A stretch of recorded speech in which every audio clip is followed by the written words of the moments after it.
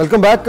मारवी मेमन से बात हो रही थी। मारवी, मुझे ये बताएं कि हम अदलिया के रोल के हवाले से बात कर रहे हैं और ये बड़ा इंपॉर्टेंट इशू है कि इस वक्त जितनी सियासी क़ुव्वतें हैं उन्होंने एक अफ़ाम व तफ़हीम से 18वीं तरमीम भी पास कर लिया। तारीखी एक लम्हा है पाकिस्तान के लिए और पाकिस्तान की तमाम सियासी पार्टियों के लिए, लेकिन उसके साथ साथ स्विस केस भी चल रहा है।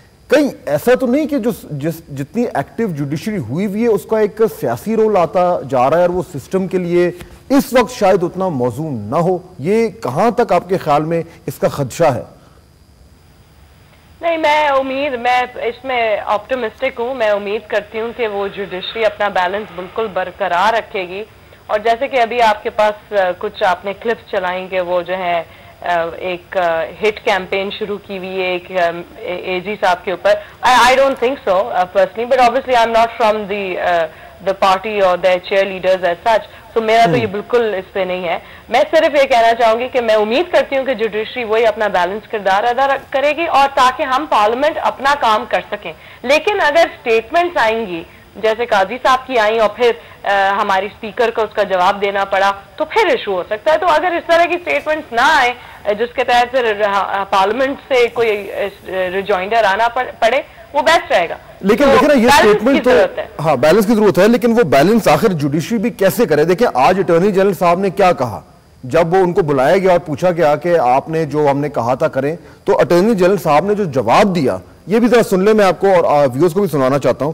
उन्होंने कहा अटॉर्नी जनरल साहब ने कि स्विस मुकदमात खोलने के लिए अहम दस्तावेजात दरकार है, वजारत कानून वो दस्तावेजात फराहम नहीं कर रही, मुश्किलात दरपेश हैं और उनके हाथ कटे हुए हैं। फैसल साहब, ये अटॉर्नी जनरल साहब हैं, वो खुद कह रहे हैं कि जी हुकूमत मेरे साथ या मेरे दफ्तर के साथ या मेरे ऑफिस के साथ कोऑपरेट नहीं कर रही, तो जुडिशरी जो है जिसका वो कहते हैं आम जबान में उसका मीटर तो घूमेगा कि भाई हमने ऑर्डर दिया हुआ है, चाहे वो लॉ मिनिस्टर हो, लॉ सेक्रेटरी हो, वो बात नहीं मान रहे। हाँ, मैं इसी तरफ आ रही थी। In fact I wanted to mention this important statement, और जो नाम उन्होंने लिया वो काफी क्लियर था कि मिनिस्टर इज नॉट हेल्पिंग, वो फाइल रखी नहीं है। फैसल साहब को भी, फैसल साहब ये देखे ना, अब ये जुडिशरी तो करेगी ना, ये उसका तो मीटर घूमेगा। देखिए मेरे भाई, मीटर घूमने वाली बात नहीं है। अगर कोई जायज बात है तो वो बात सामने आ गई है, और अगर मिनिस्टर को निशाना बनाया है कि जी वो रुकावट बन रहे हैं, तो फिर उनको नहीं बनना चाहिए रुकावट। सिंपल सी सिचुएशन है, क्योंकि वो वही मिनिस्टर्स हैं जो चाहते हैं कि पार्लियामेंट्री डेमोक्रेसी आगे बढ़े, वो चाहते हैं कि बैलेंस बरकरार है, तो फिर they should not also be stumbling blocks. आप देखें फहद भाई, अभी मारवी मेमन साहिबा की काफी गुफ्तगू मुझे समझ में आई, एक लफ्ज समझ में नहीं आया, और पता नहीं किस शख्सियत का नाम लिया। एजी साहब, वो कौन है? एजी साहब आपने कहा, एजी साहब आगे बढ़े हैं जी? एजी साहब कह रही थी मेरे ख्याल में। हाँ वो, अच्छा जी, अच्छा, मैं आप वही गुजारिश, इनिशियल से आप भूल गए अपने सदर के। अच्छा, बहरहाल सदर मुमलिकत को बताइए एजी का।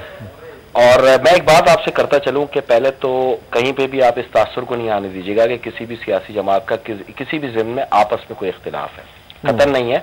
और नैब के कानून के अंदर ये वाज़ेह तौर पे लिखा है कि कोई भी कोर्ट अगर ट्रायल करती है उसको हर सूरत में 30 दिन के अंदर फैसला देना है। तो 10 साल के रुके हुए मुकदमात थे, पेंडिंग थे, कभी कोई फैसला नहीं हुआ, कभी कोई जमानत नहीं हुई, हमने फिर भी कुछ नहीं कहा, ना ही हमने कोई किसी तसादुम की तरफ ना जाने के लिए ये खत वाला सिलसिला खत्म कर दें। आप अदलिया को एक बार कहेंगे जी आप जो कहते हैं हम कर रहे हैं, मामला खत्म करें, वो लटकाया जा रहा है, उससे प्रॉब्लम हो रहा है। वही अर्ज कर रहा हूँ कि कुछ ना कुछ जो है लवाजमात होते हैं। अगर कोई कागजात थे, दस्तावेजात थे, अगर वो यहाँ नहीं थे तो हो सकता है कहीं से मंगवाए गए हों, और आ गए हो तो पेश भी कर दिए जाएंगे। मैंने आपसे फिर कहा कि अदलिया के तमाम जो भी अहकामात हैं उसकी मुकम्मल तौर पे उस पर अमल दरामद होगा, और ये हुकूमत पाकिस्तान की, पाकिस्तान पीपल्स पार्टी की पॉलिसी है। हम कतन अदलिया से किसी भी किस्म का तसादुम नहीं चाहते। लेकिन एक चीज मैं आपको बताऊं कि इंशाअल्लाह ताला पीर को एक बहुत बड़ा कारनामा होने जा रहा है, और बहुत खुशाइंद है तमाम सियासी जमातों के लिए, आपके लिए, हमारे लिए, तमाम। साहब कोई बात करना चाह रहे हैं जी? हाँ। मुझे ये कहना है कि ये सूरत हाल जो है ये बड़ी कॉम्प्लिकेटेड है। एक नया तूफान जो है वो नज़र आ रहा है उठता हुआ, एक बगूला। इससे सरफे नज़र अगर हम करते रहेंगे तो सर के ऊपर आ जाएगा। मैं ये कहना चाह रहा हूँ कि सुप्रीम कोर्ट ने एक पोजीशन ली है, और वो पोजीशन आइन और कानून के ऐन मुताबिक ली है। हुकूमत की एक मजबूरी बड़ी वाज़ेह नज़र आ रही है कि वो अपने सरबराह के खिलाफ कैसे कार्रवाई करें। आपको पता है पाकिस्तान में सियासी जमातों के सरबराहों की क्या पोजीशन होती है, जमात उनके गिर्द घूमती है, ये एक हकीकत है। मैं पूछना ये चाह रहा हूँ कि 3 साढ़े 3 महीने मिले हैं हुकूमत को, उन्होंने आउट ऑफ बॉक्स सोल्यूशन के लिए कोशिश क्यों नहीं की?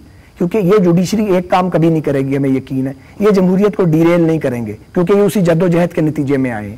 मगर उनकी मुश्किलात हैं, वो सीधे चलेंगे, वो लेफ्ट या राइट नहीं हो सकते, कोई उन्हें लेफ्ट या राइट चलने भी नहीं देगा।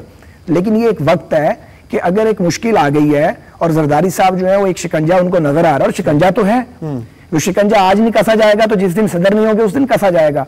तो अब ये कब कसा जाएगा, इसके ऊपर जो है एक कोई रास्ता जरूर बन जाना चाहिए, अगर बन सकता है, क्योंकि पाकिस्तान बहरानों का मुतम्मिल नहीं। लेकिन जुडिशरी साहब निगोशिएट तो नहीं कर सकते कि अच्छा जी हम इतना कर लेते हैं, उन्होंने फैसला दे दिया, अब वो करना है उसको करें और उससे जान छुड़ाएं। फाद साहब उसके तरीके हैं, उसके तरीके हैं। एक तो वो जैसे आप फरमा रहे थे कि जुडिशरी को इरिटेट ना किया जाए। अगर अहमद रियाज शेख साहब जो हैं, अब तो बेचारे जेल में हैं, बहरहाल अगर उनकी जिस तरह प्रमोशन की गई, उनके खिलाफ बजाय कार्रवाई करने के एनआरओ के फैसले के बाद मलक कयूम साहब के बारे में कुछ नहीं किया गया, जब इस तरह की हुकूमत इकदाम करेगी तो जुडिशरी से क्या तवक्को करेगी कि उनसे फिर क्या मिलेगा।